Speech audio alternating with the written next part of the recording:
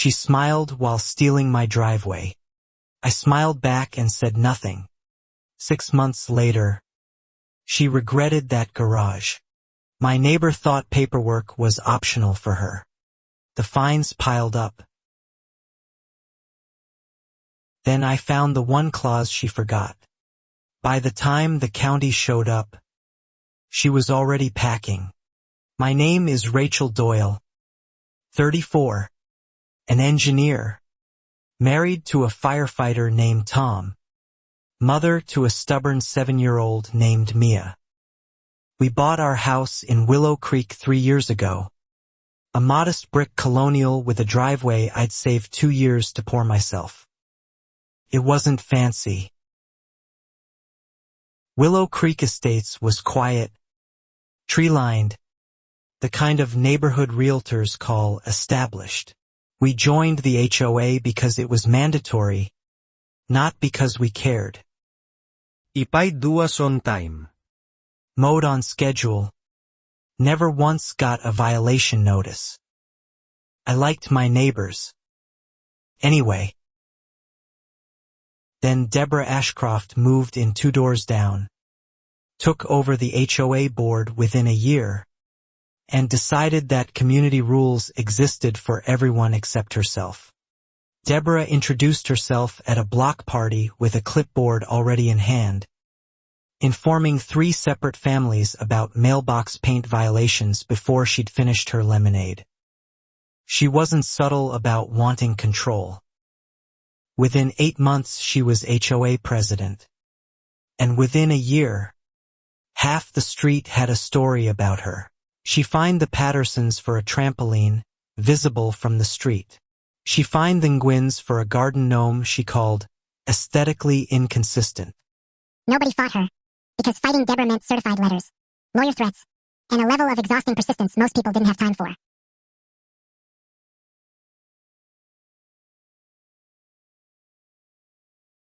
I stayed out of it. Don't give her a reason. Keep the lawn edged. Keep the trim painted. Keep quiet at meetings. For 2 years it worked. Deborah waved at me in the mornings like we were friends. I should have known that meant nothing. The property line between our houses ran along a shared easement.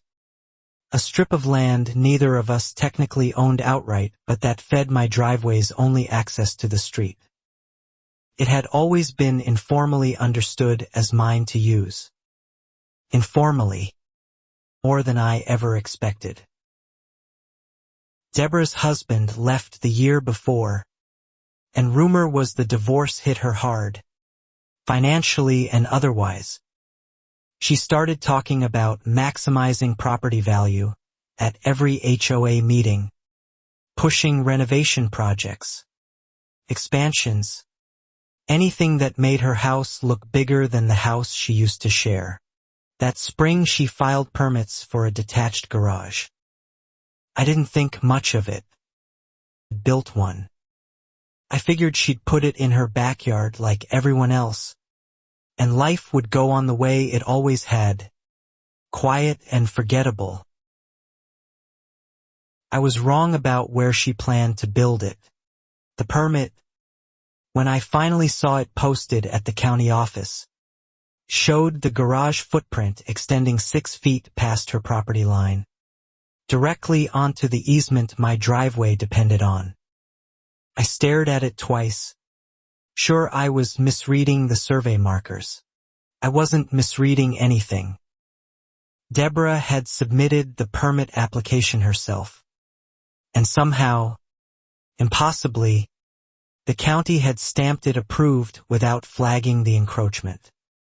Later I'd learn exactly how that happened, but at the time all I had was a knot in my stomach and a bad feeling. I called Tom at the station. He went quiet for a long moment, then said the 4 words that summed up the next year of our lives. We should talk first. That night we sat at the kitchen table with the permit printout between us like evidence at a trial. Tom, calm as always, said we should approach Deborah directly before escalating anything. Neighbors first, lawyers later. I agreed, though something in my gut said Deborah wasn't the reasonable conversation type. I knocked on her door on a Tuesday evening, permit copy in hand, doing my best impression of friendly and unbothered. Deborah answered in workout clothes, holding a glass of white wine, and looked at the paper in my hand like it was a party invitation she hadn't RSVP'd to. "Oh, that," she said, waving a hand. "The surveyor said it's basically unused space." "I'm sure it's fine." I told her it wasn't unused. It was the only access point to my driveway. She smiled the way people smile when they've already decided you don't matter. "I've spoken with the county," she said. "It's approved." I asked who exactly she'd spoken to. She didn't answer, just sipped her wine and said she was sure we could work something out once construction started. That sentence would echo in my head for months. I left her porch with the same knot in my stomach, except now it had a name and a face. Deborah wasn't confused. She wasn't careless. Was building over, and she'd decided my inconvenience was an acceptable price for her garage. Construction crews showed up 11 days later, earlier than any permit timeline should have allowed. I called the county office and got transferred 4 times before someone admitted the survey attached to Deborah's application had been submitted by a company that, coincidentally, was owned by her brother-in-law. I filed a formal complaint with the county planning department, attaching my own property survey from when we bought the house. The clerk told me it could take 4 to 6 weeks to review. Meanwhile, the concrete trucks kept coming, and the footprint kept growing exactly where it shouldn't. I tried Deborah again, this time with Tom beside me for backup. She met us on her porch with the practiced patience of someone humoring difficult customers. "I really don't have time for this right now," she said, checking her phone. "Talk to my contractor if you have concerns." Her contractor, a tired-looking man named Hank, admitted quietly that he'd flagged the boundary issue to Deborah twice already. She'd told him it was handled and to keep working. Hank shrugged at me, the universal gesture of a man being paid not to ask more questions. The framing went up faster than I thought possible for residential construction, almost like someone was racing to finish before anyone could stop them. By the second week, the garage's support post sat squarely in the middle of what used to be the last 6 feet of my driveway. I could still technically pull my car in, angled sharply, scraping my side mirror against the new framing if I wasn't careful. Mia asked why the neighbor's garage was eating our driveway. I didn't have a good answer for a 7-year-old that didn't involve words I'd get in trouble for. At the next HOA meeting, I raised the encroachment during open comments.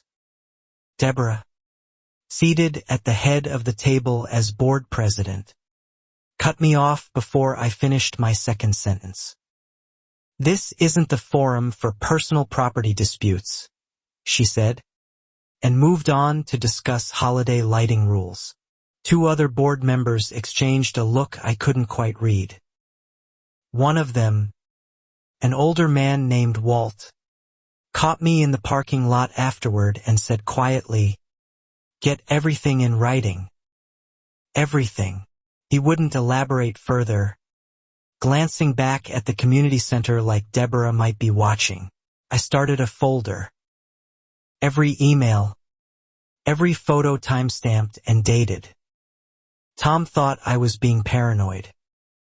I told him paranoid people don't usually turn out to be right, but sometimes they do, and I'd rather have the folder and not need it than need it and not have it. The county complaint finally got a response. An inspector would visit within 2 weeks to verify the survey discrepancy. 2 weeks felt like forever when concrete was actively curing in the wrong place. I asked if construction could be paused pending review. The answer, frustratingly, was no. Not without a court order. Deborah must have heard about the inspection request, because she showed up at my door the next evening with a different tone entirely. Warm, almost apologetic. "I think there's been a misunderstanding," she said. "Let's figure out something fair before this gets complicated for both of us." Fair turned out to mean she'd pay for repainting my mailbox if I dropped the complaint. I stared at her, waiting for the actual offer, but that was it. A mailbox of my driveway and a garage I'd be scraping my car against for the next 20 years. I declined, as politely as I could manage through gritted teeth. Deborah's expression shifted, the warmth evaporating like it had never been there. "You're making a mistake," she said. "People who fight the board don't usually enjoy living here afterward." It wasn't a threat. It was a promise. The very next morning, I found a violation notice taped to my door. Unauthorized landscaping, referring to the flower bed I'd planted 2 years earlier with prior board approval. The timing wasn't subtle. Deborah wasn't even trying to hide that this was retaliation. And that told me everything I needed to know. I appealed the violation, attaching the original approval email from the previous board president. It didn't matter. Appeals now went through her office first. My appeal sat under review for 3 weeks while the fine quietly accrued daily interest, a detail buried in fine print nobody read. Walt found me again outside the mailboxes, this time slipping me a folded piece of paper without a word. It was a photocopy of an old HOA bylaw amendment, dated 2 years back, buried on page 40 of the governing documents. I didn't understand its significance yet. I tucked the bylaw page into my folder without reading it closely, distracted by the mounting fines and the garage wall now fully framed 6 feet onto my land. Tom kept saying we should just get a lawyer. I kept saying we would, once I understood exactly what we were fighting. What I didn't know yet was that Deborah's arrogance was about to hand me the one piece of leverage that would eventually undo everything she'd built. Quite literally, on top of my driveway. The county inspector finally arrived on a Thursday morning. A soft-spoken woman named Priya who walked the boundary line with a laser measuring tool and a face that gave away nothing. I watched from my porch, coffee going cold, while Deborah hovered nearby explaining her surveyor's findings unprompted. Priya measured twice, checked her tablet, and measured a third time. When she finally spoke, it was to me, not Deborah.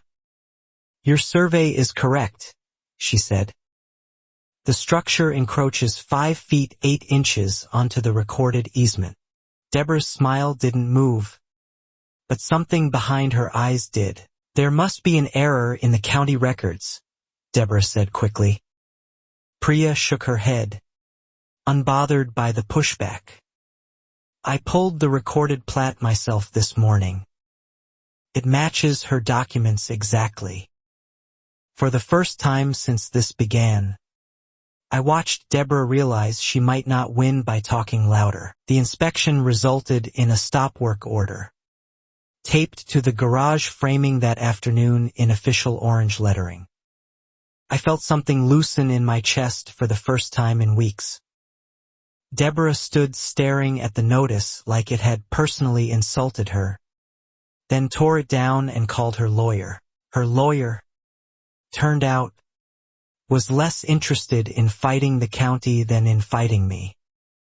Within days, I received a certified letter accusing me of harassment and interference with lawful construction. threatening a civil suit if I didn't withdraw my original complaint. I read it twice, then called my own attorney. My attorney, a sharp, unbothered woman named Grace Liu, laughed when she saw the letter. "This is a scare tactic," she said. "There's nothing here. Keep paying your dues on time, and don't give her anything to twist." Grace's confidence was the first calm I'd felt in a month.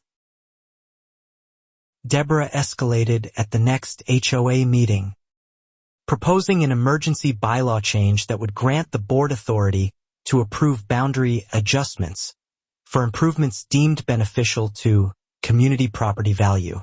It was transparently written for her garage.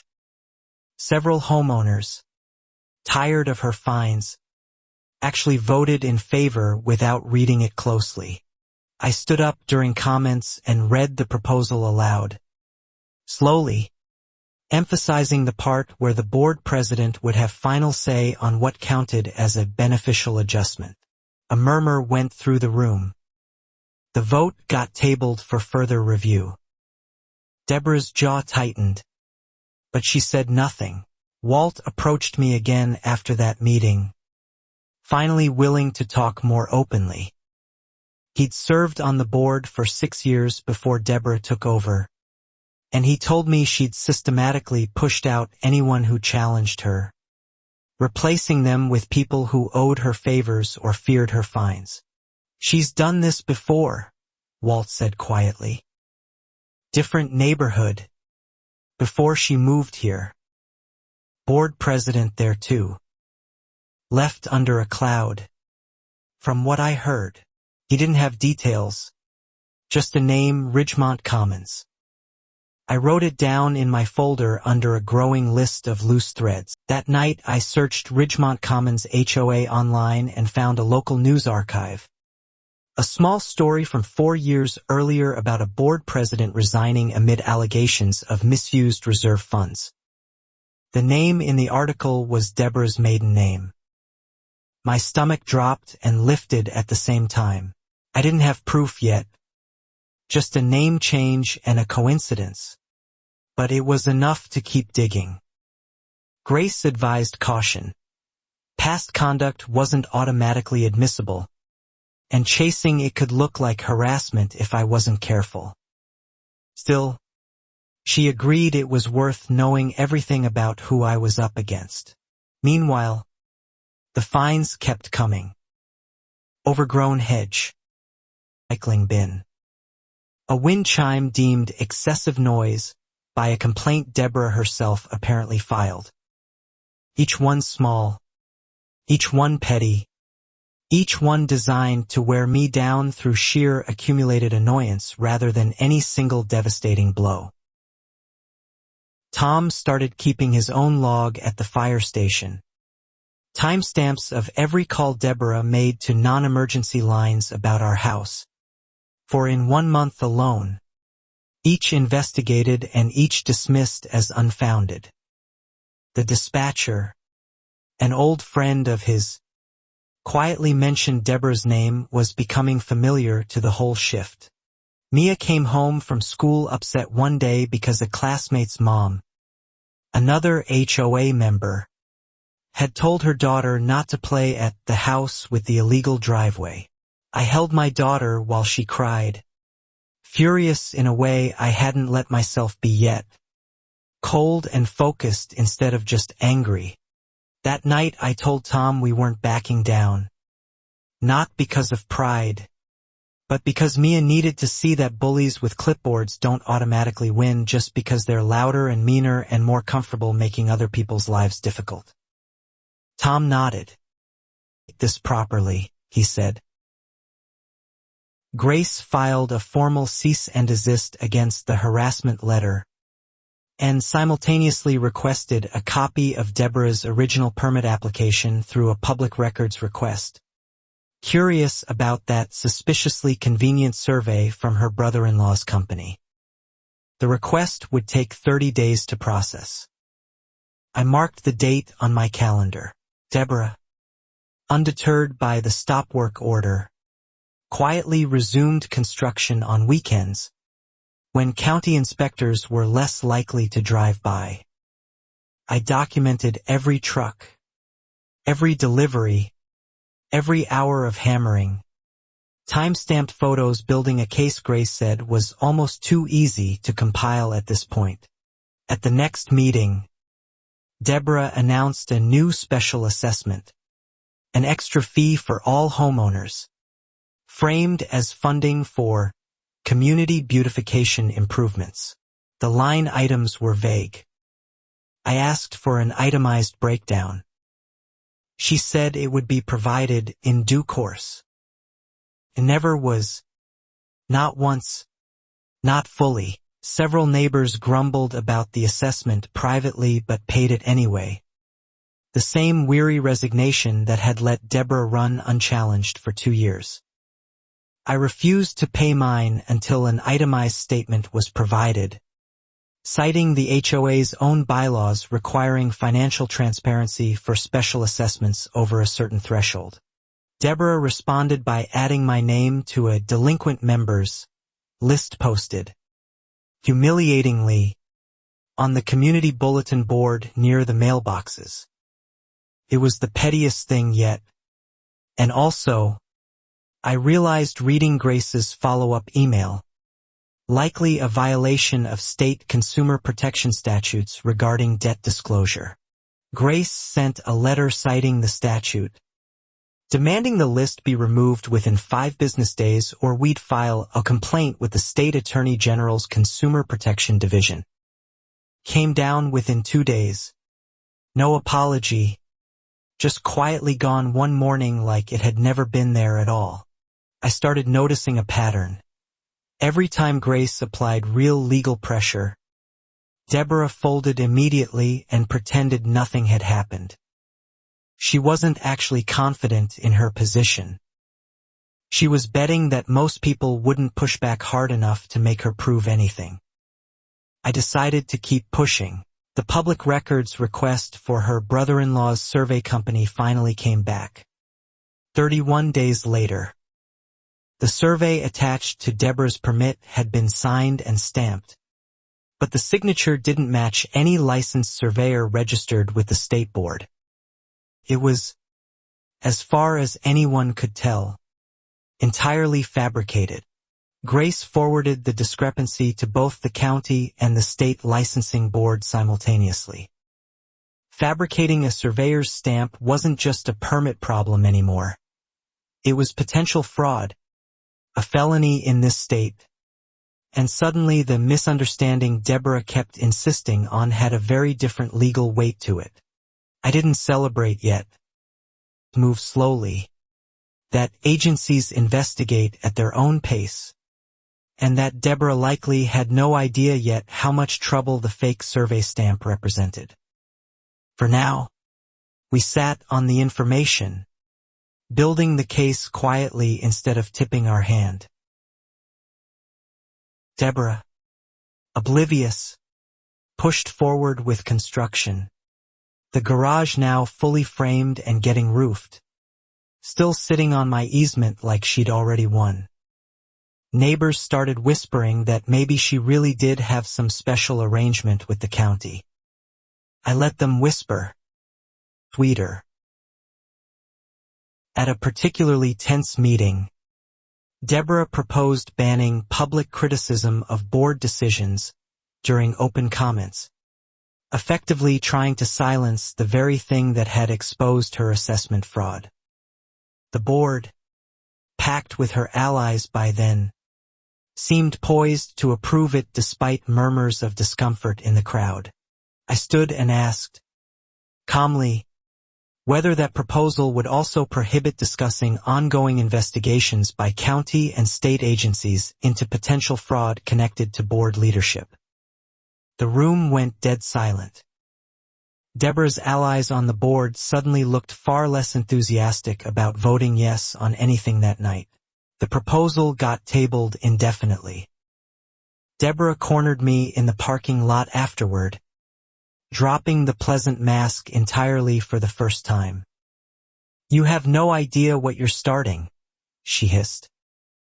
I told her I had a pretty good idea, actually, and that she should probably call her lawyer again. Tom waited by the car, arms crossed, close enough that Deborah noticed him and stepped back, recalibrating her tone instantly. "I'm sure we can still resolve this like reasonable adults," she said, voice suddenly softer. I didn't answer. Softness only ever appeared when she felt cornered. That week, an anonymous email landed in my inbox. No name attached, just a scanned document, minutes from a Ridgemont Commons HOA meeting 4 years earlier, detailing an emergency audit after residents reported missing reserve funds under board president Deborah Whitfield. Whitfield, her maiden name, confirmed in black and white. I forwarded it to Grace immediately.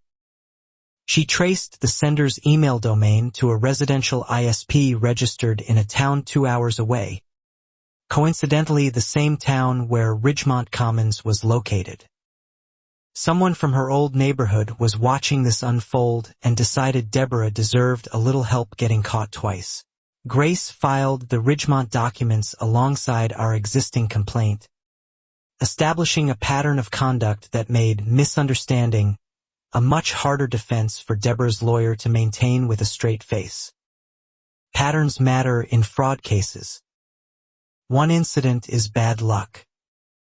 2, in 2 different states, is a career. Deborah must have sensed the walls closing in, because she suddenly reversed course at the following meeting, announcing she'd voluntarily paused the garage project out of respect for community harmony. No mention of surveys, fraud, or Ridgemont. Just a smile and a subject change to the fall festival budget. I didn't trust the pause for a second. Grace agreed to concede anything without an angle. And sure enough, within a week, we learned she'd quietly filed for a variance directly with the county zoning board, attempting to bypass the HOA entirely and legitimize the encroachment. The variance hearing was scheduled for 6 weeks out, open to public comment. Grace said this was actually good news. It moved the fight into a forum with real legal teeth, transcripts, sworn testimony, and a paper trail Deborah couldn't quietly delete or intimidate her way around like she had internally. I spent those 6 weeks organizing my folder into an actual case file. Photos, timestamps, the fake survey stamp findings, the Ridgemont audit documents, every fine and its questionable justification. Grace called it the most thorough neighbor dispute file she'd seen in 15 years of practice. I took that as a compliment. Deborah, for her part, went quiet on the surface but active underneath, going door to door personally soliciting support letters for her variance hearing, promising vague future favors to homeowners who agreed to speak on her behalf. Several people told me about it afterward, uncomfortable with what they'd been asked to do. Walt, still quietly on my side, told me 2 board members were now considering resigning rather than continue defending Deborah's decisions publicly. The board that once rubber-stamped everything she wanted was starting to crack under the weight of documents that made "trust me" a much harder sell than it used to be. I didn't gloat. Every fine notice still taped to my door, every scrape on my car's mirror from squeezing past her framing, was reminder enough of why I wasn't backing down just because things were finally starting to tilt in a direction that actually felt fair. The night before the variance hearing, couldn't sleep. Tom found me at the kitchen table at midnight, folder open, rereading the fake survey report for the 10th time. "You're ready," he said, closing it gently. "Let the paperwork do the talking tomorrow." I hoped, badly, that he was right. The weeks before the hearing brought an unexpected quiet. Deborah stopped issuing fines. The garage sat half-roofed and untouched. Even the assessment demands paused. For the first time in months, I mowed my lawn without checking over my shoulder, and Mia rode her bike past Deborah's house without flinching. I should have known better than to relax. Grace reminded me gently that quiet often meant regrouping, not surrendering, and that people like Deborah rarely walked away from a fight this far along without one more move left to try. Still, the calm felt earned, even if it wasn't permanent. We used the lull to prepare thoroughly. Grace hired an independent surveyor to produce an unimpeachable report on the true property line, time-stamped and signed by someone whose license could actually be verified in 30 seconds online, unlike the fictional signature on Deborah's original submission. The independent survey confirmed everything: 5 feet 8 inches of encroachment, exactly matching the county inspector's earlier measurement. 2 separate, credible sources now agreed on the same number. Deborah's fabricated document stood alone against a growing wall of consistent, verifiable evidence pointing in the opposite direction. I finally slept through a full night for the first time in 2 months. Tom joked that I'd forgotten what my own face looked like without a furrowed brow. Mia drew a picture of our house with a driveway that had no garage in it, taping it proudly to the refrigerator. Deborah, meanwhile, was seen less around the neighborhood, her usual morning walks with the clipboard replaced by a car that left early and returned late. Neighbors speculated she was consulting lawyers daily. Walt suspected she was trying to sell the fake survey company story to anyone who'd still listen. A second anonymous message arrived. This time through Grace's office, from someone claiming to have worked briefly for the survey company listed on Deborah's permit. The company, they said, was a shell registered under her brother-in-law's name, but with no licensed surveyors on staff at all. Ever. Not one. Grace verified the claim through the state licensing board's public database. 0 licensed surveyors employed by the company in question in any year of its existence. Whoever had stamped Deborah's permit hadn't just made an error. They'd manufactured legitimacy for a document that never should have existed. I felt something shift, quietly, from anger into something steadier. This wasn't about a driveway anymore. Not really. It was about a woman who'd built an entire persona on controlling other people through fear and paperwork, and who was now discovering that paperwork could be turned against her just as easily. Grace prepared formal testimony for the variance hearing, weaving together the survey fraud, the Ridgemont audit history, and photographic documentation of ongoing construction despite the stop work order. She practiced with me twice, coaching me to stay calm, factual, unemotional. Let the documents carry the outrage, she said. Not your voice. Mia asked one evening if the garage lady was going to lose her garage. I told her the truth, that I didn't know for certain, but that she'd made choices that had consequences now. And sometimes consequences take a while to arrive, but they usually do arrive. Eventually, one way or another. Tom's fire station colleagues, half joking, started calling our case the Willow Creek trial of the century, a running gag that somehow lightened the mood at home even as the actual stakes stayed serious. Laughter had become rare in our house over the past months. Felt good to have it back. 2 nights before the hearing, Walt called me directly, voice low like he was worried about being overheard. He'd found old board meeting minutes, buried in a filing cabinet, showing Deborah had personally waived permit review fees for her own project. A clear conflict of interest nobody had flagged at the time. I added it to Grace's file. Every new document felt like another brick in a wall that Deborah herself had built.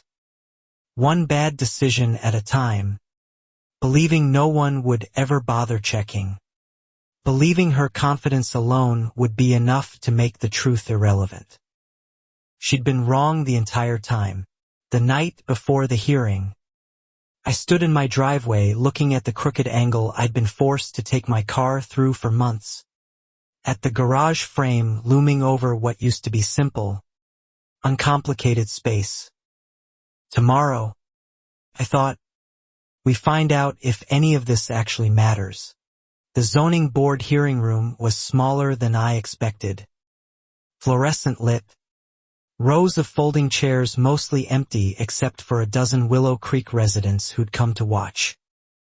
Deborah sat at the front with her lawyer, dressed sharply, composed, the picture of a woman who believed she still controlled the outcome. The board chair opened the floor to Deborah first, since it was her variance request. She spoke confidently about minor boundary ambiguity and good faith construction, carefully avoiding any mention of a survey, stop work orders, or fabricated signatures. Her lawyer nodded along like they'd rehearsed every syllable. When it was our turn, Grace stood and calmly laid the independent survey on the table, followed by the county inspector's matching measurement. Two consistent, verified sources against one unverifiable document. The board chair's expression shifted almost immediately from neutral to visibly skeptical of Deborah's version of events. Then Grace introduced the survey company records. 0 licensed surveyors employed. Ever. A murmur rippled through the small crowd.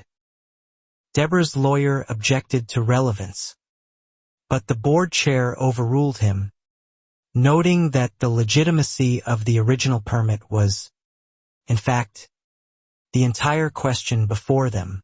Deborah's composure cracked for the first time in public. She leaned toward her lawyer, whispering urgently, while he tried to regain footing, arguing the fabricated stamp was an administrative error by a subcontractor, rather than anything Deborah herself had known about or arranged. Sounded thin, even to the room. Grace, calm as ever, produced the email trail showing Deborah had personally selected and paid the survey company, owned by her own brother-in-law, and had waived the standard permit review fee herself as board president. A conflict of interest documented in the very meeting minutes Walt had uncovered. The board chair asked Deborah directly whether she'd known the survey company employed no licensed surveyors. Deborah hesitated, just a beat too long, then claimed she'd trusted family and hadn't verified credentials. It was the first time all hearing she sounded less like a leader and more like someone caught. Then Grace, almost gently, introduced the Ridgemont Commons documents, the prior HOA presidency, the audit, the allegations of missing reserve funds, all under Deborah's maiden name. The board chair's eyebrows rose. This wasn't a first offense. This was, increasingly, starting to look like a pattern nobody had caught in time. Deborah's lawyer requested a recess to confer privately. The board chair granted 10 minutes. In the hallway, Deborah stood alone near a vending machine, arms crossed, staring at nothing, the confident posture from an hour earlier completely gone, replaced by something smaller and far more uncertain than I'd ever seen from her. When the hearing resumed, Deborah's lawyer withdrew the variance request entirely, stating they needed time to review new information, a graceful legal exit from a situation that had stopped being winnable the moment the survey company's employee list came into evidence. The board chair accepted, noting the withdrawal on record, without an approved variance.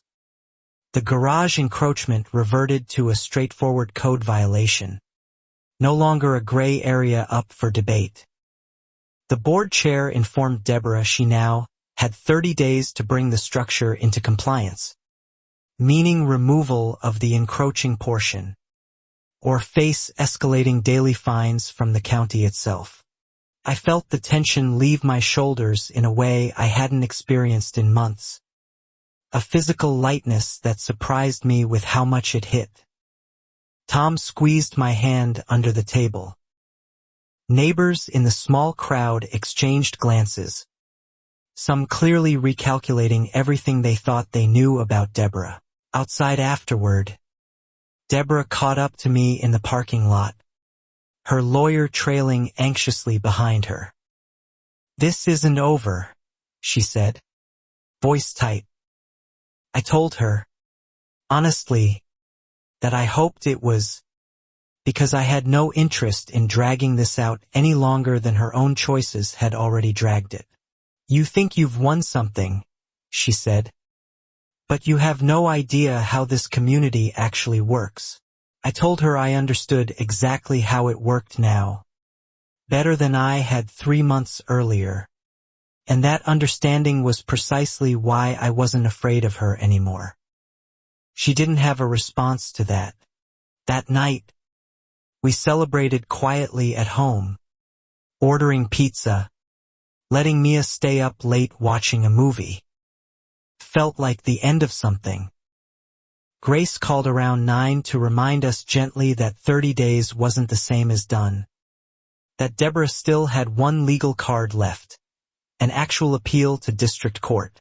Sure enough, 5 days later, Deborah's lawyer filed an appeal, buying more time before compliance kicked in. Grace wasn't surprised. "People like her don't stop until every option is exhausted," she said. "But every appeal she loses just adds more documents." The appeal filing meant another round of paperwork, another court date months away, another stretch of uncertainty I hadn't fully prepared myself for emotionally. Still, something had fundamentally changed. The county now had evidence of fraud on file. The state licensing board had opened its own inquiry. This was bigger than Deborah now. A state investigator contacted Grace directly, requesting copies of everything related to the fabricated survey stamp. Impersonating a licensed professional was a separate crime entirely from any zoning dispute, and the investigator made clear this inquiry existed independently of whatever happened with Deborah's garage appeal in county court. I hadn't expected the state to move this quickly, but Grace explained that fraudulent professional stamps triggered mandatory reporting requirements once discovered, regardless of how the underlying property dispute resolved. Deborah's fake survey wasn't just weakening her case anymore. It was becoming its own, entirely separate legal problem for her to face. Word started spreading through the neighborhood, not from me, but from the hearing's small public audience, who'd apparently told their spouses, who'd told other spouses, until the whole cul-de-sac seemed to know within a week that the HOA president's garage permit involved a fake surveyor's signature and possible fraud charges. The HOA board, rattled by the exposure, scheduled an emergency meeting without Deborah's involvement in setting the agenda, a first in 2 years. Walt, quietly gathering courage, proposed a vote of no confidence in her continued board presidency, citing the conflict of interest and pending investigations as grounds. The meeting drew the largest turnout I'd seen since we moved in. Homeowners who'd never bothered attending suddenly filling every folding chair, drawn by rumor and curiosity in equal measure. Deborah arrived late, visibly rattled by the size of the crowd waiting for her, and took her seat without her usual composure. Walt read the no-confidence motion aloud, careful and measured, listing each documented issue, the fee waiver conflict of interest, the fabricated survey, the unresolved county violation, the Ridgemont history now a matter of public record thanks to the hearing transcript that several attendees had already read online. Deborah tried to interrupt twice, both times overruled by a board that, for the first time, seemed unwilling to simply defer to her. When the vote came, it wasn't close. 6 in favor of removal, 1 abstention, none opposed. Deborah sat frozen for a moment, then stood and walked out without a word. The silence after the door closed felt enormous. The kind of quiet that follows something everyone had wanted for a long time but never quite believed would actually happen. Walt looked at me from across the room and gave a small, tired nod, like a weight had finally lifted off him too. A temporary board president was appointed that same night. An even-tempered retiree named Carol, who'd lived in the neighborhood for over a decade and had, notably, never once received a fine from anyone. Her first act was announcing a full review of all recent violation notices, including mine. Within a week, every fine I'd received over the past 6 months, the landscaping violation, the wind chime complaint, the delinquent list humiliation, was formally reversed and refunded, along with a written apology from the board acknowledging improper application of enforcement discretion during the prior administration. It felt anticlimactic and satisfying all at once. Deborah, stripped of board authority, still owned her house and still faced the county compliance deadline, appeal pending or not. Her garage sat half-finished, framed and roofed but missing walls on the side facing my driveway, an unintentional monument to overreach that neighbors started jokingly calling the Deborah Memorial. I didn't join the jokes. Not really. There was something almost sad watching a person's public unraveling, even someone who'd caused me and my family months of stress. Tom reminded me I didn't owe her sympathy, and he was right, but I still felt the strange weight of watching consequences finally land. The district court appeal hearing was scheduled for late autumn, months out, giving Deborah time to either find new legal strategies or, as Grace predicted, eventually run out of road entirely. In the meantime, life in Willow Creek slowly returned to something resembling normal, quieter, calmer, less clipboard adjacent. Mia started riding her bike further down the street again, past Deborah's half-built garage, without me watching anxiously from the porch. Small things like that mattered more than I expected. The return of a kind of freedom I hadn't realized we'd lost until it started coming back. One afternoon, a woman I didn't recognize knocked on my door, introducing herself as a former Ridgemont Commons resident who'd seen the hearing transcript posted in a local Facebook group. She thanked me, almost tearfully, for finally creating a paper trail that connected Deborah's pattern across 2 different communities. She told me stories from Ridgemont I hadn't known. Elderly residents pressured into signing away shared amenity access, a maintenance fund that mysteriously shrank by tens of thousands of dollars during Deborah's tenure, all quietly settled without real accountability because, back then, nobody had built a case as thorough as mine. Grace forwarded that information to the state investigator too, expanding the scope of inquiry well beyond the fake survey stamp alone. What started as a fight over 6 feet of driveway was slowly becoming something much larger. A genuine accounting for years of quiet, unchecked manipulation across multiple communities. I felt a strange responsibility settle over me. Not guilt exactly, but a sense that this had stopped being purely personal. Other people, in other neighborhoods, were finally being heard because I'd refused to accept a mailbox repaint as fair compensation for a garage built illegally over my land. Deborah, for her part, went quiet publicly. No more community appearances. No more clipboards. Her car rarely seen. Neighbors reported her house looking increasingly neglected. Mail piling up some weeks. The half-finished garage growing weathered and gray under months of untouched exposure to the elements.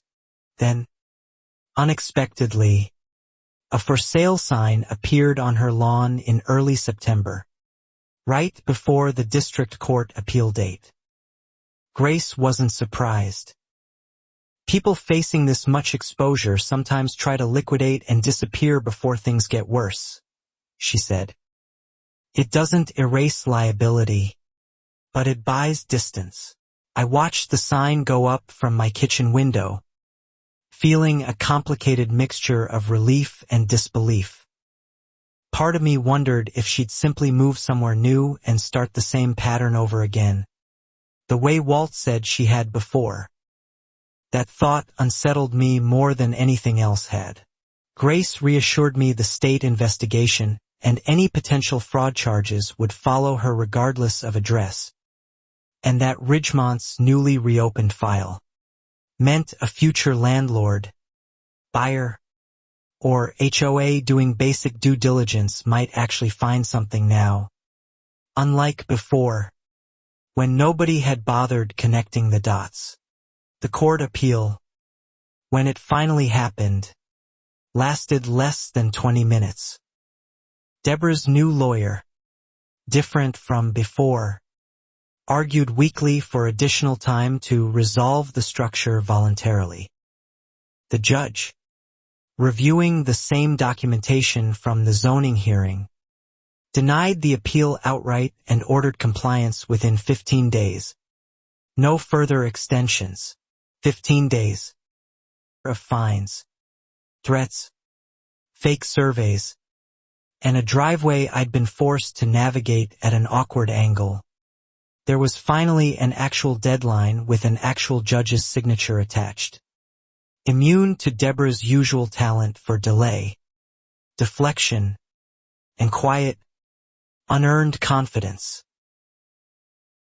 I didn't gloat outside the courthouse either, though Tom squeezed my shoulder in a way that said he understood exactly how much this moment meant. Grace shook my hand, calling it one of the cleanest wins she'd had in years. Mostly, she admitted, because I'd kept such meticulous records from the start. Deborah left the courthouse without looking at me, her new lawyer murmuring something about next steps I couldn't quite hear. I felt no urge to chase her down for a final word. Everything that needed saying had already been said. In documents, in testimony, in a driveway she never should have touched. The house sale fell through twice in the following weeks. Buyers backing out once inspectors noted the unresolved encroachment violation attached to the property record, a detail now impossible to hide thanks to the public court filing. Deborah's attempt to quietly disappear was running into the same accountability she tried to outrun. Walt told me the state licensing board had formally revoked whatever remained of the survey company's business registration and referred the fraudulent stamp matter to the district attorney's office for potential criminal charges. Whether charges actually stuck would take more time. But the wheels, finally, were turning in the right direction. 15 days came and went. Deborah hadn't touched the garage. County Code Enforcement issued a formal demolition order for the encroaching portion, with daily fines now accruing against her directly. No HOA intermediary, no board discretion, Just a straightforward government process grinding forward with total indifference to her excuses. A demolition crew arrived on a gray Tuesday morning in October, hired by the county after Deborah failed to comply herself. The cost added as a lien against her property. I watched from my porch, coffee in hand, as workers dismantled the framing piece by piece. Exactly the way it had gone up. Took less than a day. My driveway stretched clean and unobstructed to the street for the first time in nearly a year. 6 feet of space I'd stopped believing I'd ever fully get back. Mia rode her bike straight down the middle of it, laughing. No angle required anymore. I stood there longer than necessary, just looking at empty asphalt, feeling something settle in my chest that I hadn't realized was still unsettled. It wasn't triumph exactly. It was quieter than that. Just relief. Plain and simple. The kind that comes from finally getting back something that was always yours. Deborah's house sold 3 weeks later, at a noticeably reduced price, to a young couple who seemed entirely unaware of the drama attached to the address. Or maybe they knew and didn't care, focused instead on the good bones and quiet street. I didn't envy them the neighborhood gossip they'd inherit. Before she left, Deborah mailed a letter, addressed to me specifically, no return address. Inside was a single line, "I hope you're happy." I read it twice, then handed it to Tom, who laughed, genuinely laughed, for the first time in what felt like months. "We are," he said. "Are you?" I never got an answer to that question. And honestly, I stopped needing one. Deborah's happiness, or lack of it, wasn't my responsibility anymore. It never should have been. One fine, one fake signature, one arrogant assumption at a time, and I was done carrying it. The state investigation into the fraudulent survey stamp concluded that winter, resulting in formal charges against both Deborah and her brother-in-law for filing false government documents, a felony carrying real potential consequences. Not the kind of thing a change of address could quietly outrun forever. I found out about the charges from a brief local news article Grace forwarded me. Barely 3 paragraphs long. Easy to miss if you weren't looking for it. I read it standing in my clean, unobstructed driveway, and felt, for the first time since this whole mess started, genuinely, fully finished. Except it wasn't finished. Not quite yet. Deborah, awaiting trial and desperate, reached out to Walt of all people, asking him to smooth things over with the county. Apparently under the mistaken belief he still had influence he'd voluntarily given up months earlier when he'd voted her out himself. Walt declined, politely but firmly, and told me about the call mostly out of concern that Deborah, cornered and facing real criminal exposure, might do something reckless before the trial date arrived. I appreciated the warning, though I hoped, perhaps naively, that the worst was genuinely behind us by then. A week later, our home security camera caught Deborah's car slowing near our house late at night. Twice, without stopping, without any obvious purpose beyond. It seemed simply looking. It wasn't illegal, but it was enough to make Tom install a second camera the next morning. I mentioned it to Grace, who suggested documenting it but not overreacting, since a car driving past a public street wasn't grounds for legal action on its own. Still, the knot in my stomach, the one I thought had finally dissolved, came creeping back with uncomfortable familiarity that week. Then came the actual escalation. Our garden shed, unlocked, was found ransacked one morning. Tools scattered. Nothing missing. Just deliberately disturbed in a way that felt more like a message than an actual burglary. Tom filed a police report immediately. There were no fingerprints. No witnesses. Nothing conclusive. I couldn't prove it was Deborah. And the police, understandably, couldn't investigate based on suspicion alone. But the timing, 1 week after her failed attempt to enlist Walt, felt too precise to dismiss as coincidence. Tom started parking his truck differently, angled to see the shed from our bedroom window. The second camera caught it 3 nights later, a figure in dark clothing, moving quickly across our backyard toward the shed again, face obscured by a hood, gone within 90 seconds. The footage was grainy, height and build vaguely consistent with Deborah, but nothing a prosecutor could confidently identify in court. We handed the footage to the police anyway. They opened an investigation, low priority given the ambiguous evidence, but at least officially logged now, connected to an open case with a name attached, however unconfirmed. Grace suggested we also inform the district attorney's office handling Deborah's fraud charges, just in case.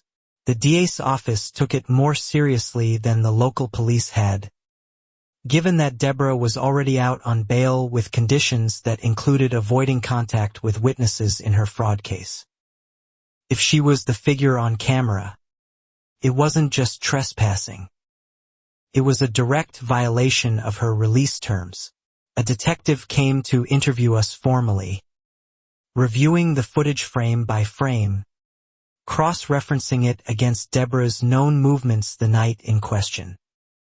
Her bail conditions required a GPS monitoring app on her phone, a detail I hadn't known about until the detective mentioned it almost offhandedly during our conversation.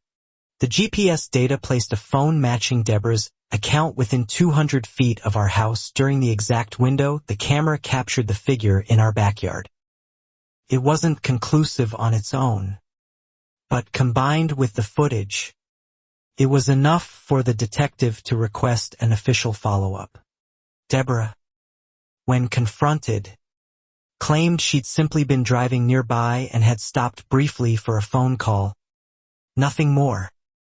The detective noted, dryly, that her stated brief phone call lasted exactly the same duration as the figure's presence in our backyard. An odd coincidence she couldn't quite explain away. I felt a fresh wave of anger I thought I'd already processed and moved past. This wasn't about a driveway anymore. This was someone facing felony charges, out on bail, apparently still unable to stop herself from circling back toward the people who'd finally, rightfully, held her accountable for her choices. Grace filed a formal complaint requesting the DA's office review Deborah's bail conditions given the new evidence, arguing that continued proximity to witnesses in an active fraud case, regardless of intent, represented exactly the kind of risk pretrial release conditions were designed to prevent in the first place. A bail modification hearing was scheduled within 2 weeks, faster than any of our previous encounters with the legal system, apparently because judges take witness tampering concerns more seriously than neighborhood zoning disputes. Deborah's lawyer argued strenuously that the shed incident was unrelated, a random act of vandalism, nothing more.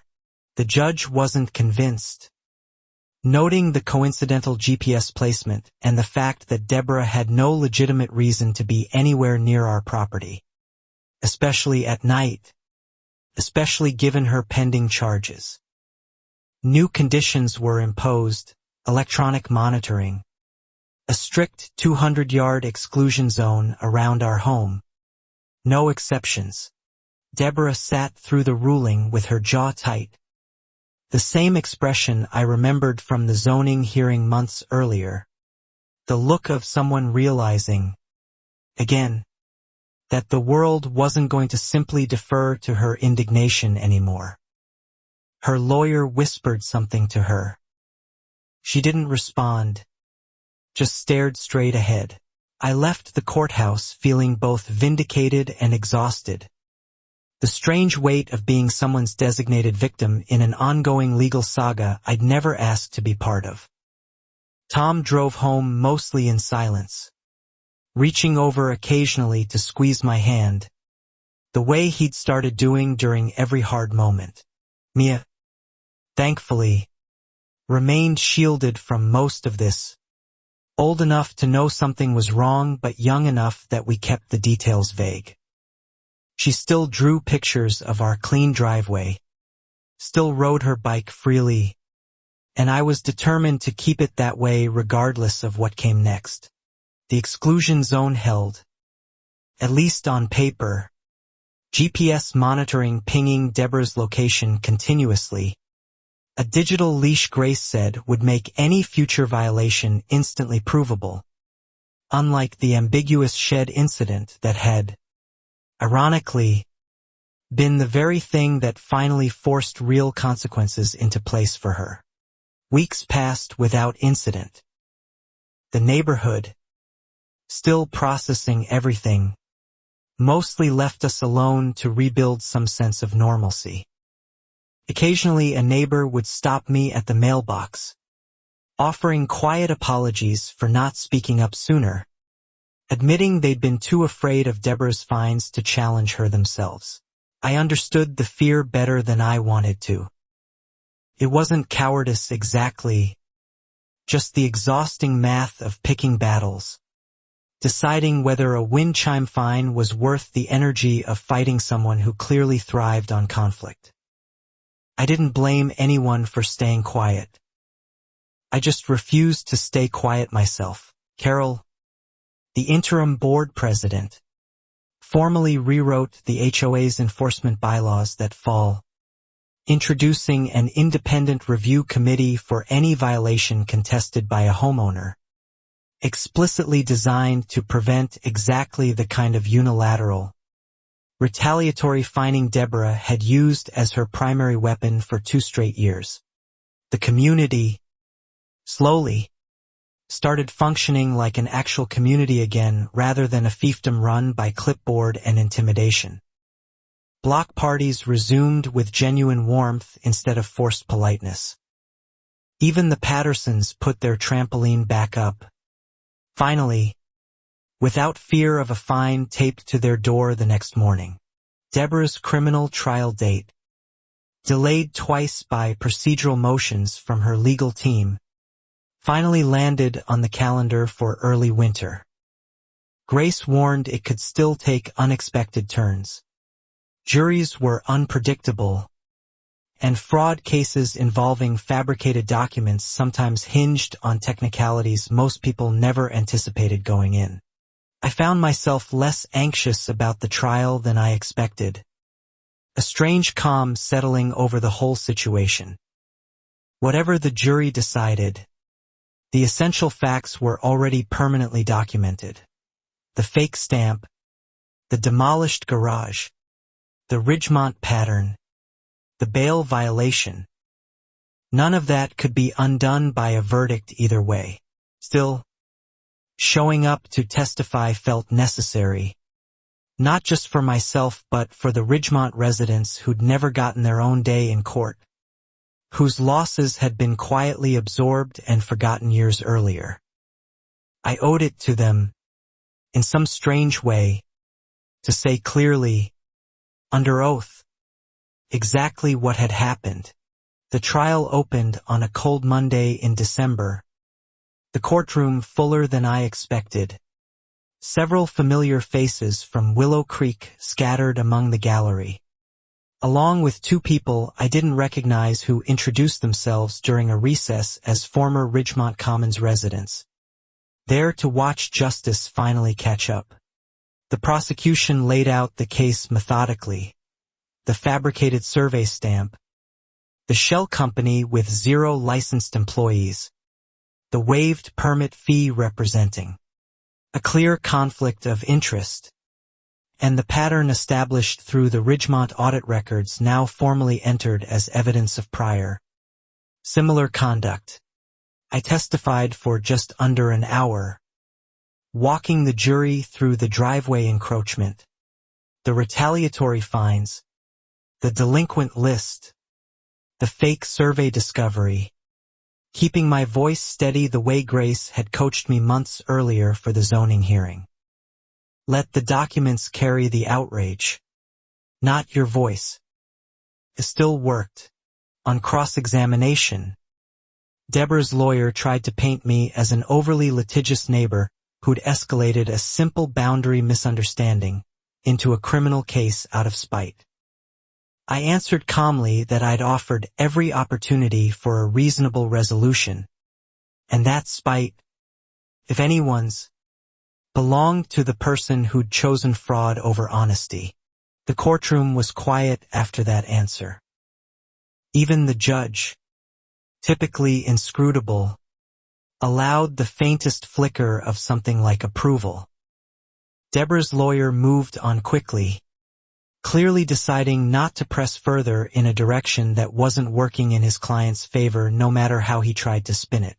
The Ridgemont witness testified next, describing the missing maintenance funds, the pressured signatures, the quiet settlement that had let Deborah walk away years earlier without any real accountability. Hearing it laid out formally, under oath, confirmed everything Walt had originally hinted at in vague, careful fragments outside HOA meetings. Deborah's own testimony, when she finally took the stand, was less composed than I'd ever seen her. She claimed ignorance about the survey company's lack of licensed staff, claimed she'd never personally directed anyone to fabricate anything, claimed, essentially, that everything had simply happened around her without her knowledge or intent. The prosecution's cross-examination dismantled that narrative methodically, presenting the email trail Grace had originally uncovered.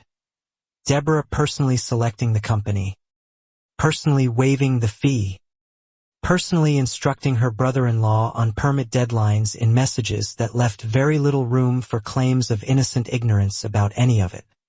By the time closing arguments arrived, the jury had heard 2 independent surveys confirming the encroachment, a shell company with 0 licensed employees, a documented email trail showing personal knowledge and direction, a prior pattern from Ridgemont, and a bail violation involving a nighttime visit to my property. Deliberation took just under 5 hours. I sat in the hallway with Tom, Grace, and, unexpectedly, Walt, who'd driven in specifically to be there for the verdict despite having no formal obligation to attend. Felt wrong not to see this through, he said simply, and I understood exactly what he meant. When the jury returned, the foreperson read the verdict in a flat, procedural tone that somehow made the words land even harder. Guilty on the count of filing a false government document. Guilty on the count of fraud. Guilty on the count of witness tampering related to the bail violation. Deborah's face, for once, showed no performance, no calculated softness, just genuine, unguarded shock, as though some part of her had truly believed, until that exact moment, that her confidence alone would once again be enough to talk her way out of consequences the way it always had before. Sentencing was scheduled for a later date, but Grace explained the felony convictions alone carried significant weight. Potential prison time, substantial fines, restitution to both myself and, notably, the Ridgemont Commons HOA, whose reopened case now had actual legal standing thanks to the pattern established in this trial. Outside the courthouse, the Ridgemont witness hugged me, unprompted, thanking me for something I still felt strange being thanked for. I hadn't set out to expose a multi-community pattern of fraud. I just wanted my driveway back. Somehow, refusing to accept a mailbox repaint had led to all of this. Walt shook my hand firmly, told me Willow Creek owed me more than anyone would probably ever properly express, then admitted quietly that he wished he'd stood up to Deborah himself years earlier, before it ever got this far, before so many people had quietly absorbed her fines and her fear. 197. I told him it wasn't too late to keep doing better now, that the new bylaws, the independent review committee, Carol's calmer leadership, all of it mattered more than dwelling on what should have happened sooner. He nodded, looking, for the first time since I'd met him, genuinely at ease. Sentencing, 3 months later, resulted in 18 months in state prison, followed by probation, along with a restitution order covering both my legal fees and a portion of the missing Ridgemont maintenance funds finally, formally acknowledged after 4 years of quiet, unresolved suspicion in that other community. I didn't attend the sentencing hearing itself. Grace texted me the outcome, and I read it standing in my driveway, the same 6 feet of asphalt that had started all of this, now just an ordinary strip of concrete again. Unremarkable, exactly the way a driveway is supposed to be. Spring came slowly that year, the way it always does after a long, strange winter, but it came. The neighborhood settled into something I hadn't felt since before Deborah moved in. An easy, unremarkable normalcy, the kind you don't appreciate until you've genuinely lost it and gotten it back. Carol organized a community cookout to mark the HOA's first full year under the new bylaws, and nearly every household showed up, including families who'd avoided each other for years out of quiet fear that any interaction might somehow trigger a fine from Deborah's old, arbitrary enforcement system. I brought a salad, nothing fancy, and stood near the grill talking with the Pattersons about their trampoline, now permanently reinstalled, and the Nguyen's about their garden gnome, which had returned with a small, defiant new addition. A second gnome, purchased specifically in celebration of Deborah's departure. Mia ran through the yard with a pack of other kids, unsupervised in the easy way children get to be unsupervised in a neighborhood that finally feels safe again. Tom stood beside me, watching her, and said quietly that this, more than any courtroom verdict, felt like the actual ending to everything. I mostly agreed, though some part of me still carried the residue of that year, the way you carry any long fight even after you've won it. Grace called occasionally with updates, Deborah's restitution payments arriving slowly from prison wages, the Ridgemont HOA finally recovering a portion of its missing funds. The house down the street, Deborah's old house, had new owners who genuinely never learned the full story, or maybe had and simply didn't care, focused instead on repainting the shutters and planting a vegetable garden in the backyard where, briefly, an illegal garage had once stood. I watched them from a distance sometimes, unpacking boxes, laughing about something I couldn't hear, and felt no bitterness toward them at all. Just a quiet gladness that the house itself, at least, finally got to belong to people who saw it as simply a home. Nothing more complicated than that. Walt stepped up permanently to the board that spring, elected unanimously, running on nothing more than a promise to keep things fair, transparent, and boring in the best possible sense. He told me once that boring was underrated, that most people just wanted their HOA to leave them alone to live their lives. I thought about that a lot afterward, how the entire ordeal had never really been about a driveway or a garage. Not fundamentally. It had been about someone mistaking a position of minor community authority for actual power over other people's lives, and about what happens when enough people finally say no. Grace and I stayed in touch long after the case formally closed. Occasional coffee, occasional check-ins. She told me once that most neighbor disputes she handled fizzled out unresolved. Both sides too exhausted to see it through. "You didn't fizzle," she said. "That's rarer than you'd think." And it mattered. I didn't feel particularly brave during any of it, if I'm honest. Mostly I felt tired, scared for my family, angry in ways I didn't always know how to productively channel. But somewhere in the exhaustion, I'd learned that persistence, documented and patient, could outlast even the loudest, most confident bully. Mia's drawing of our driveway still hangs on the refrigerator. Faded now, edges curling slightly. I never took it down, even after everything resolved, because it captured something true, a 7-year-old's simple, uncomplicated hope that things could go back to fair, and the quiet, hard-won relief when they finally did.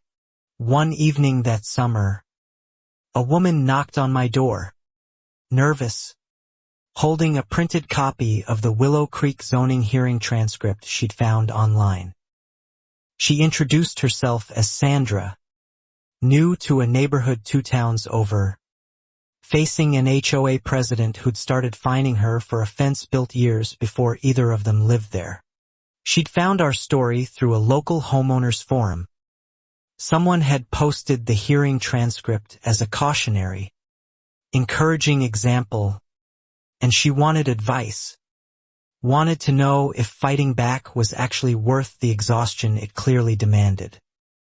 I invited her in, made coffee, and told her everything, honestly, start to finish.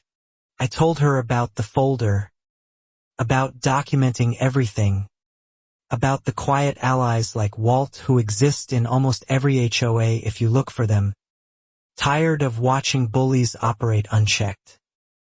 I told her about Grace, gave her the contact information, and told her the truth. It's exhausting, but it's winnable. Sandra left 2 hours later with a legal pad full of notes and a slightly steadier look in her eyes than when she'd arrived. I didn't know if her fight would go the same way mine had. Every situation is different. But I recognized something in her that I remembered feeling myself. Once, it became, unexpectedly, a small pattern. Word traveled through that same homeowners forum, and every few months someone new would reach out, usually hesitant, usually exhausted, usually convinced their situation was uniquely hopeless the way I'd once believed mine was too, before I understood what patient documentation could actually accomplish.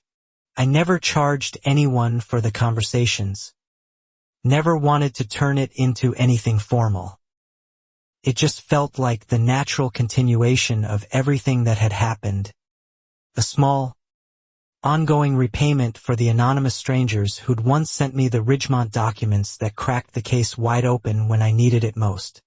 Tom teased me sometimes, calling me the driveway whisperer, a nickname that started as a joke and somehow stuck around the fire station, showing up on a birthday card that year. drawn with a crude little cartoon of me standing triumphantly on a strip of asphalt, clipboard held aloft like a trophy. Grace eventually asked, half joking, if I wanted a job at her firm handling exactly this kind of case. Community disputes, HOA overreach, the specific, unglamorous grind of documentation-heavy conflicts most lawyers found tedious. I laughed it off at first, still an engineer at heart, still not entirely sure I wanted this to define me, but the idea lingered, quietly, through the following months, the way ideas sometimes do when they're actually worth taking seriously. I started reading up on paralegal certification programs in the evenings, not committing to anything yet, just curious whether the accidental expertise I'd built could become something more intentional. Mia, 12 now, still occasionally asked about the garage lady, the story having become a kind of family legend told and retold with slightly different embellishments each time, the way family stories tend to grow and shift, though the core of it, the driveway, the fraud, the fair outcome, never changed. I still think, sometimes, about the exact moment Deborah told me a repainted mailbox was fair compensation for 6 feet of my land. That moment, more than any courtroom verdict, taught me something essential, that people who underestimate you usually do so because they've never encountered real, patient resistance before. Deborah, I learned much later through Grace's occasional updates, was released on parole after serving most of her sentence, living quietly now in a different state, working, as far as anyone knew, an ordinary job with no board positions, no clipboards, no communities left willing to hand her any authority again. I felt, when I heard that, a strange kind of closure rather than satisfaction. She hadn't been destroyed. She'd simply been stopped, finally, from doing to other people what she'd done to us and, years earlier, to an entire community 2 hours away that had never gotten proper accountability until now. That felt like enough. Exactly. Though there was something undeniably satisfying about watching consequences finally catch up to someone who'd spent years assuming they never would. Mostly, though, it just felt like justice. Slow and imperfect and exhausting to obtain, but real, tangible, and, in the end, actually achieved. The independent review committee Carol established continued functioning well into its second year, handling disputes fairly, transparently, boringly, exactly the way Walt had once said an HOA should ideally operate. Fines became rare, reserved for genuine violations rather than personal vendettas dressed up in bylaw language. I served briefly on that committee myself, at Carol's invitation, reviewing a handful of contested violations with an eye toward fairness I'd learned, painfully, mattered more than most people realized until they'd experienced its absence firsthand. Felt like closing a loop, turning a hard year into something genuinely useful for others.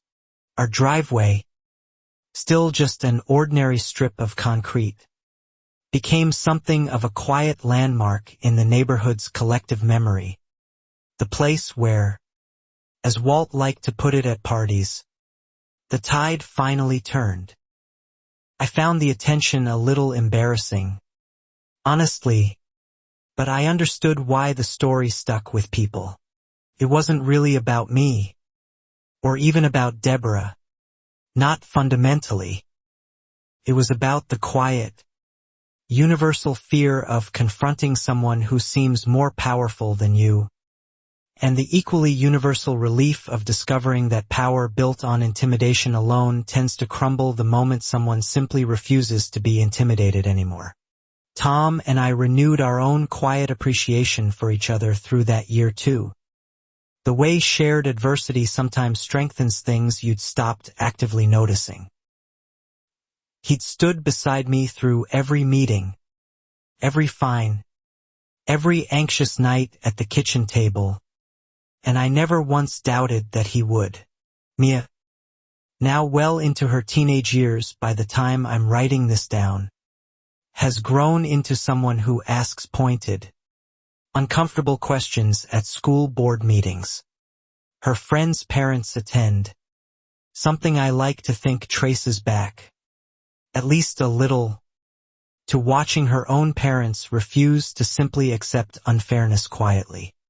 I don't know if I'll ever formally become a paralegal, or keep helping neighbors like Sandra informally over coffee, or just quietly move on entirely someday. But I know this, the driveway is mine, clean and unobstructed, exactly the way it always should have been, and nobody is ever taking that again. 2 years after the trial, an unexpected letter arrived, forwarded through Grace's office, postmarked from the state where Deborah now lived. I almost didn't open it, some old instinct flaring up, that familiar knot returning to my stomach even after so much time and so much distance had passed between us. Inside was a short, handwritten note, nothing like the bitter line from years earlier. Deborah wrote that she'd had a long time to think, working a warehouse job, living alone, no board positions, no community influence, nothing left of the persona she'd spent years carefully constructing at everyone else's expense. She wrote that she wasn't asking for forgiveness, just wanted to acknowledge, plainly, that she'd been wrong, not just about the driveway, but about assuming people would always fold rather than fight. It wasn't an eloquent letter. It read like someone still figuring out how to be honest for the first time. I sat with it for a long while, unsure what to feel. Tom read it over my shoulder, quiet, then said simply, "That's her business now, not ours." He was right, mostly. I didn't write back. Once closed properly through a courtroom and a verdict, don't need reopening for anyone's sake. But I kept the letter, filed it away in the same folder that had once held survey reports and fine notices, a strange, quiet bookend to everything that had happened. Not forgiveness exactly, just acknowledgement that the story had actually ended somewhere, for both of us, in its own separate way.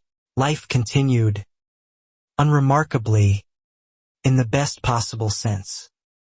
The garage-shaped hole in Deborah's old backyard became, under new owners, an actual vegetable garden, thriving every summer with tomatoes and squash visible over the fence line.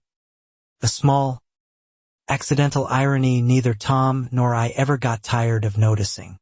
Willow Creek's HOA, 3 years running now under Carol and then Walt's steady leadership, became almost aggressively unremarkable, exactly the kind of community Walt had always said he wanted: fair, transparent, occasionally a little boring, and entirely free of anyone using a clipboard as a weapon against their own neighbors. Sandra, the woman who'd once knocked nervously on my door with a printed transcript, eventually won her own fight, her HOA president resigning under pressure after a documentation campaign not unlike mine. She sent me a photo of her repaired fence with a note that just said, "Thank you for showing me it was possible." I kept that photo too, alongside Deborah's letter, alongside every document from that long, Strange year. Not out of obsession, but because together they told a complete story. How ordinary people, patient and documented and refusing to be intimidated, can outlast even the most confident, entrenched abuse of small power. Mia, heading off to college that fall, asked me once what I'd learned, really learned, from all of it. I thought about it for a long time before answering. That fairness doesn't defend itself, I told her. Somebody has to actually stand there and insist on it, even when it's exhausting. She nodded, the way teenagers do when they're pretending not to be affected by something that's actually landed deeply. Later that week, I found a version of that sentence, slightly reworded, in her college application essay, describing watching her parents fight for something small that turned out to matter enormously. I never expected a driveway dispute to become a defining family story, something Mia would carry forward into her own understanding of fairness, persistence, and quiet courage. But that's often how the important lessons arrive. Not through grand speeches, but through small, stubborn refusals to accept an unfair mailbox repaint. Grace retired from active litigation a few years later, though she still occasionally called to check in, curious how the neighborhood was doing, how Mia's college applications had gone, whether Sandra's fence had held up through another winter. "You were one of my favorite cases," she told me once. Cleanest fight. I laughed at that, remembering how messy it had actually felt living through it. The anxious nights, the fines, the camera footage, the courtroom testimony. Clean, in retrospect, apparently meant something different to a lawyer than it had felt like to the exhausted homeowner living through every unpredictable turn of it. Walt passed away peacefully a few years after that, well into his 80s, having served the HOA board faithfully right up until his final year. The community held a small memorial in the same folding chair meeting room where he'd once quietly slipped me a photocopied bylaw amendment that changed everything. I spoke at that memorial, briefly, about the kind of quiet courage that doesn't get remembered in headlines, the kind that just shows up, meeting after meeting, refusing to look away from unfairness even when speaking up costs something real. Willow Creek owed him more than most people ever fully understood. The garden at Deborah's old house kept growing every summer, tended now by a third set of owners who had no idea, and probably no reason to care, about the strange history buried beneath their tomato plants. Neighborhoods have long memories in some ways, and none at all in others. I think about that sometimes, how completely ordinary the space became again, how thoroughly the drama faded into just another quiet corner of just another quiet street. Felt, in a strange way, like the truest possible ending. Not a monument, not a scar, just an unremarkable garden, growing exactly as it should. 10 years after the demolition crew finally cleared my driveway, I stood in that same spot watching Mia load boxes into her car, moving into her first apartment after graduating. An engineer now too, following a path she'd chosen long before any of this ever happened. Entirely her own. "Remember when the garage lady tried to steal our driveway?" she said, laughing, backing carefully out onto the clean, unobstructed asphalt that had never once, in a full decade since, needed defending again. It had simply become ordinary, the way fairness, once properly secured, tends to quietly become unremarkable. I watched her drive away, feeling the particular ache and pride of watching your child become an adult, and thought, not for the first time, about how differently things might have turned out if I'd simply accepted that mailbox repaint all those years ago, folded quietly the way Deborah had expected. Tom joined me on the porch, the two of us watching the empty street where Mia's car had just disappeared around the corner. "Good driveway," he said, the same dry joke he'd been making for a decade now, and I laughed the same way I always did, because it never stopped being true. The folder still sits in a drawer somewhere, mostly forgotten now. Survey reports and court transcripts and a handwritten letter from a woman who'd once believed authority alone entitled her to 6 feet of someone else's land.